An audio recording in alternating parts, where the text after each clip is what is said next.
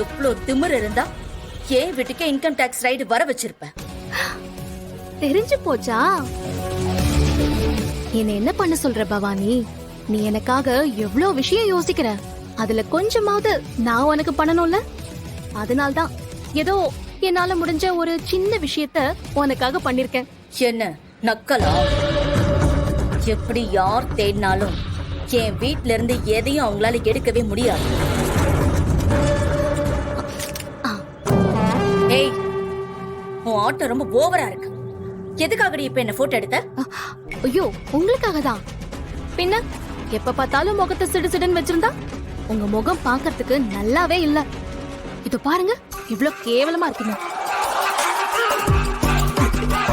சின்ன நக்கலா? என்ன பார்த்தா உனக்கு எப்படி இருக்கு? அதான் உங்களை இப்படி பாக்குறதுக்கு ரொம்ப கொடூரமா இருக்கேன்னு சொன்னேன்ல. ஏய் பாரதி! ஐயோ பவானி, எதுக்கு இப்படி கத்துற? ஏய் பாரதி, நீ என்ன பேசிட்டு இருக்கன்னு தெரிஞ்சுதான் பேசுறியா? எனக்கு நல்லாவே தெரியுமே. எனக்கு நல்லது கெட்டது எதுன்னு பாடம் எடுக்கிறத விட்டுட்டு லாக்கர் கோட உடனே சொல்லுங்க. முடியாது பாரதி. என்ன மிரட்டி பாக்குறியா? அதுக்கெல்லாம் பயப்படுற ஆள் நான் இல்ல. ஓஹோ, அந்த அளவுக்கு போயிட்டீங்களா? அப்போ ஓகே. அடுத்த வீடியோல பவானியோட டெட் பாடி அனுப்புறேன், பார்த்துட்டு நல்லா என்ஜாய் பண்ணுங்க. பாரதி, உன்னை பத்தி எனக்கு நல்லா தெரியும். நீ அந்த மாதிரிலாம் பண்ற ஆள் கிடையாது. கரெக்ட் தான் சார், உங்க கெஸ்ஸிங் எல்லாமே கரெக்ட் தான். ஆனா அதெல்லாம் முதல்ல இருந்த பாரதி. இப்ப இருக்கிற பாரதி வேற மாதிரி. ஆதிய அழிக்கணும்னு நினைக்கிறவங்கள கூண்டோட தட்டி தூக்கிட்டு போயிட்டே இருப்பேன். உங்கள மாதிரி கிரிமினல்ஸ்லாம் தான் மாட்டிக்காம இருக்கிறதுக்கும் கிரைம் பண்றதுக்கும் வழிய தேடணும். இருக்கிறதுக்கு வழி என்னன்னு சொல்லி இந்த மாதிரி காமன் மேனுக்குலாம் இந்த மாதிரி விஷயத்த பண்ணிட்டு சத்தமே இல்லாம வெளியே வர நல்லாவே தெரியும். இங்க பாருங்க சுதாகர் சார், பவானியை நான் போட்டு தள்ளிட்டா எனக்கும் ஆதிக்கும் இருக்கிற எல்லா பிரச்சனையும் முடிஞ்சிரும். இப்ப போய் நான் தான் கொன்னேன்னு போலீஸ் ஸ்டேஷன்ல கம்ப்ளைண்ட் கொடுத்தா கூட எதுக்கு எப்படின்னு 1008 கேள்வி கேட்பாங்க. அதுக்கெல்லாம் பதில் சொல்லி கடைசியில கம்பிக்கு பின்னாடி நீங்க தான் இருப்பீங்க. அதனால பேசாம லாக்கர் கோட சொல்லிட்டா நீங்க சேஃபா இருக்கலாம். எப்படி வசதி?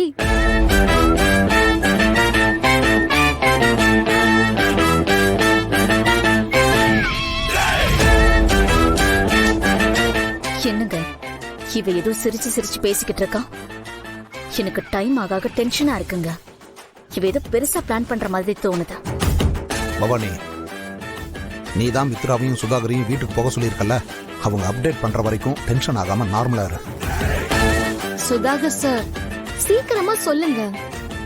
உங்களோட கவுண்ட் டவுன் போயிட்டே இருக்கு. மனசு மாறுச்சு அப்புறம் நான் என் வேலையை காட்ட ஆரம்பிச்சிருவேன். எப்படி வசதி? ஏய் பாரதி, ஏதாவது பண்ணி தொலைச்சிடாத. சரி, நான் பாஸ்வேர்டு என்னன்னு சொல்லிடுறேன். குட் பாய். அத அப்படியே ஆதி கிட்ட போய் சொல்லுங்க. நான் எப்படி அவங்கிட்ட சொல்ல முடியும்? ஆதிக்கு சந்தேகம் வராதா? அட போங்க சுதாகர் சார், சும்மா காமெடி பண்ணிட்டு இருக்காதீங்க. உங்களுக்கா இந்த விஷயத்த எப்படி எல்லாத்தையும் மாத்தி பேசி கன்வே பண்ண தெரியாது? அதெல்லாம் நீங்க சூப்பரா பண்ணுவீங்க. போங்க போங்க சீக்கிரம். ஆதி இஸ் வெயிட்டிங்.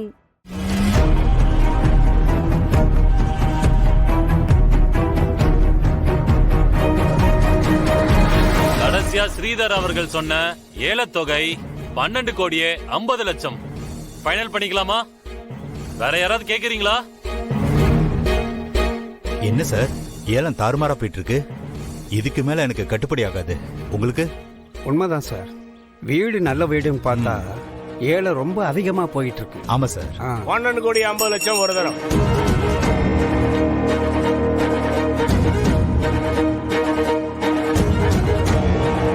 12 கோடி 50 லட்சம் 2 தரம். 12 கோடி 50 லட்சம். 13 கோடியே 1 ரூபாய்.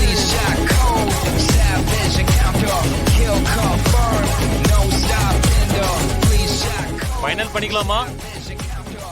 13 கோடியே 1 ரூபாய். தவாலி முடிச்சு விடுங்க. 13 கோடியே 1 ரூபாய் ஒரு தரம். 13 கோடியே 1 ரூபாய் 2 தரம். 13 கோடியே 1 ரூபாய் 3 தரம்.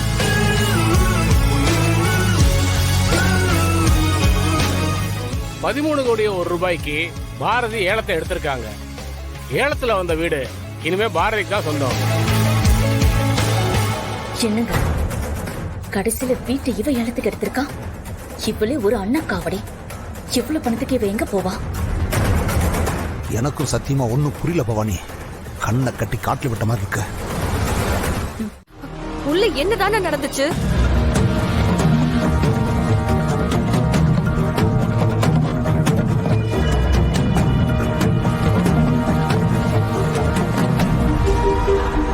என்னடா சொல்ற? மொத்த பணத்தையும் தூக்கிட்டாங்களா? ஆமா, இது அத்தனையும் என் கண்ணு முன்னாடியே நடந்துச்சு. எதுவுமே பண்ண முடியாம அமைதியா நிக்கிற மாதிரி அந்த பாரதி பண்ணிட்டா. நீ எதுக்கு நான் பாஸ்வேர்ட் ஆதி கிட்ட போய் சொன்ன? என்ன வேற என்ன பண்ண சொல்ற மித்ரா? பவானியை தூக்கிட்டோன்னு அந்த பாரதி சொன்னப்போ எனக்கு அதை விட்டா வேற வழி தெரியல. என்னோட சிச்சுவேஷன்ல நீ இருந்திருந்தாலும் அதைத்தான் பண்ணிருப்ப. ஏகாம்பரம் வேற ஃபோன் பண்ணாரு. அவர்கிட்ட பவானி சேஃபானு முதல்ல செக் பண்ணணும்.